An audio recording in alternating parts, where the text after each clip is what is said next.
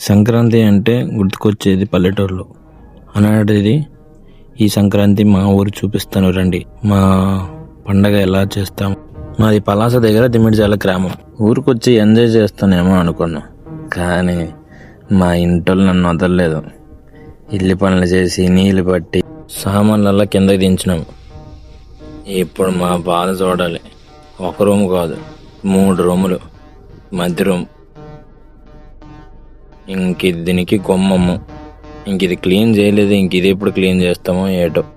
నేను ఏది పని అవ్వదు అనుకుని సీబురు పట్టినాను. సీబురు పట్టి మొత్తం తుడిసి, ఆ పట్లన్నీ తుడిసి మొత్తం క్లీన్ చేస్తూనే ఉన్నాను.